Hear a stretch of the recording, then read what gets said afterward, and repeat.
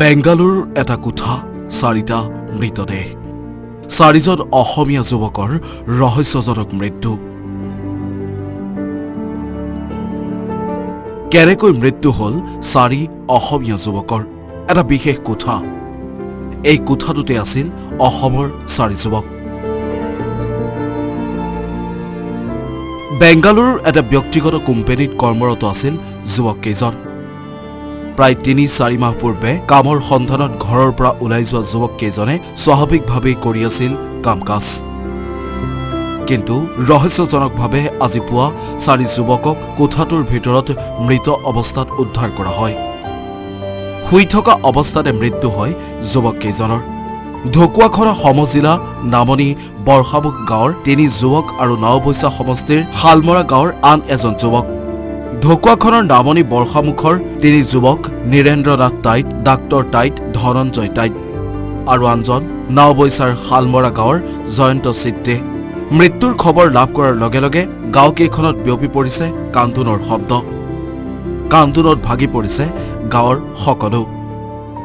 এই যুৱককেইজনৰ মৃত্যু এতিয়াও উত্তৰবিহীন। কান্দি কান্দি আত্মীয়ই চৰকাৰক জনালে অনুৰোধ।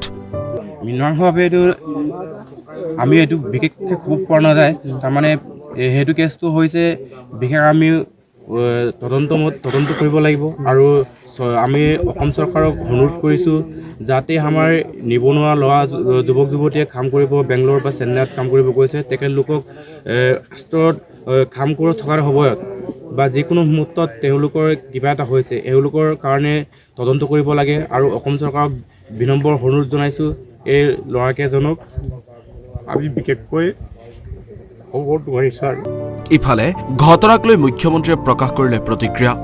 ঘটনাক লৈ ইতিমধ্যে তদন্তৰ নিৰ্দেশ দিছে মুখ্যমন্ত্ৰীয়ে। শীঘ্ৰেই অসমলৈ অনা হ'ব 4 যুৱকৰ মৃতদেহ। কৰ্ণাটকৰ মুখ্যমন্ত্ৰীয়ে আলোচনাৰ আশ্বাস হিমন্ত বিশ্ব শৰ্মাৰ। এইটো এটা ৰাতিপুৱাই বহুত দুখৰ খবৰ আমি পাইছোঁ। মই ইতিমধ্যে পুলিচক নিৰ্দেশ দিছোঁ যে বাংগালুৰুৰ পুলিচ কমিশ্যনাৰৰ লগত কথা পাতিব লাগে, ঘটনাৰ তদন্তও কৰিব লাগে আৰু মৃত শৰীৰকেইটা সন্মান সহকাৰে অসমলৈ উভতাই আনিব লাগে। আৰু মই নিজেও কৰ্ণাটকৰ মুখ্যমন্ত্ৰীৰ লগত আজি গধূলি এই বিষয়ে আলোচনা কৰিম। ঘটনাক লৈ সৃষ্টি হৈছে তীব্ৰ ৰহস্য।